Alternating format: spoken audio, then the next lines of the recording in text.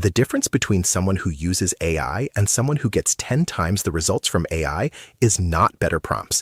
It's not a secret tool. It's not a paid course. It's a different way of thinking, and once you see it, you can't unsee it. Today, I'm going to rewire how you approach AI so that every interaction you have from this point forward produces dramatically better results. Watch someone struggle with AI, and you'll notice the same pattern every time.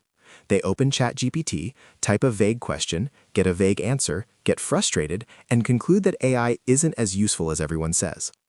Or they get a decent answer, but it feels generic, so they tweak the prompt a few times, get marginally better results, and move on thinking that's the best it can do. The problem is not the AI. The problem is the mental model. Most people approach AI the way they approach Google. Type a question, get an answer.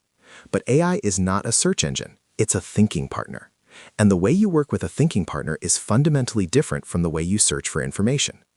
Think about the difference between asking a stranger on the street for directions versus sitting down with a trusted advisor to plan your entire trip. The stranger gives you a quick answer. The advisor asks you questions, understands your preferences, and builds a custom plan. AI can be either one. Most people are treating it like the stranger. The shift I'm about to teach you is the difference between using AI as a vending machine and directing AI as a strategic partner, and it changes everything. The first mental shift is thinking in systems instead of tasks. An amateur AI user says, "Write me an email." A power user says, "Help me build an email system." Here's what I mean. When I need to respond to a client email, I don't ask ChatGPT to write one email. I ask it to help me build a reusable response framework. I say, "Analyze my last 20 client emails and identify the 5 most common types of messages I receive. For each type, create a response template that matches my communication style. Include variables I can fill in for personalization." Now I have a system. Instead of using AI once and getting one output, I used AI once and got a tool that handles hundreds of future emails. That single conversation saved me 30 seconds per email for the rest of the year. At 10 emails per day, that's over 50 hours saved annually from one AI interaction. Power users always ask themselves, can I turn this one-time task into a repeatable system? If the answer is yes, build the system, not the task. The same principle applies everywhere. Don't ask AI to write one social media post. Ask it to build a content framework. Don't ask it to analyze one dataset. Ask it to build an analysis template. Don't ask it to brainstorm once. Ask it to create a brainstorming protocol you can reuse. The second mental shift is understanding that context is the multiplier. The same prompt with 0 context produces a 5 out of 10 result. The same prompt with rich context produces a 9 out of 10 result. Context is the difference. Most people give AI almost no context. They say, "Write me a marketing email," and wonder why the result sounds generic. Of course it does. You just asked a brilliant assistant to work with 0 information about your business, your audience, your voice, or your goals. Power users front-load context.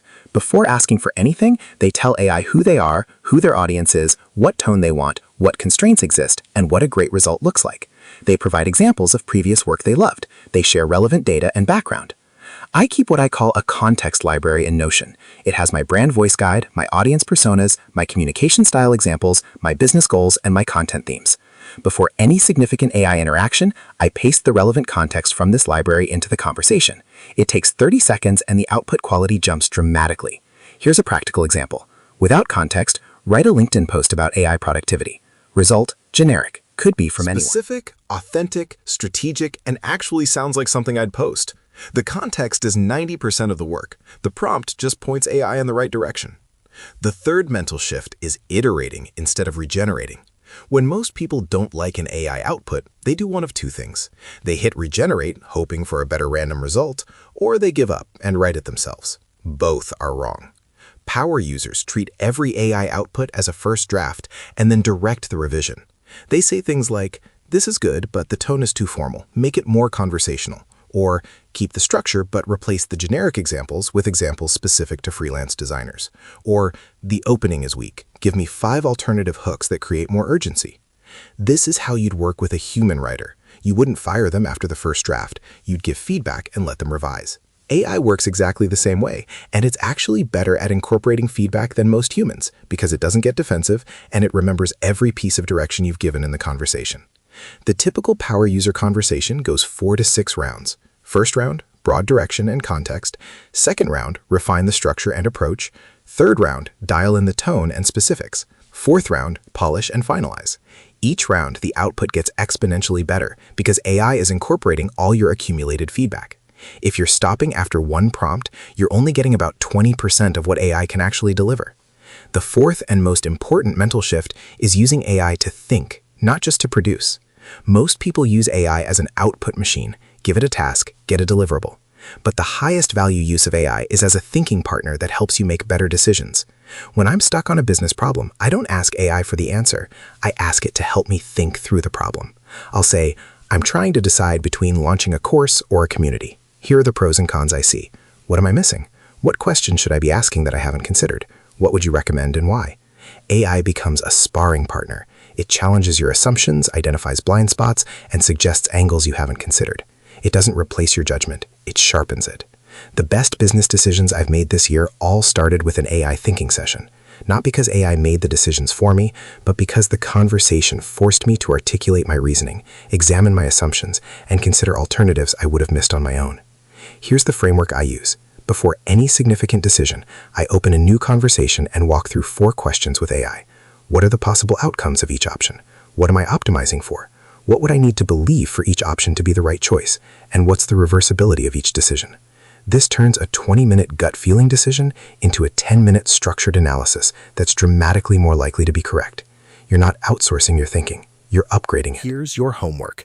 The next time you open ChatGPT or Claude, before you type a single prompt, ask yourself these 4 questions. Am I thinking about this as a task or a system? Have I given enough context? Am I going to iterate or just take the first output? And am I asking AI to produce something or to help me think? If you can shift your default from AI do this thing to AI help me think about this thing, you will get better results from every single interaction for the rest of your life. That's not an exaggeration. This week's newsletter breaks down each of these 4 mental models with specific prompt templates you can use. Free. Link in the description. Subscribe so you never miss an issue.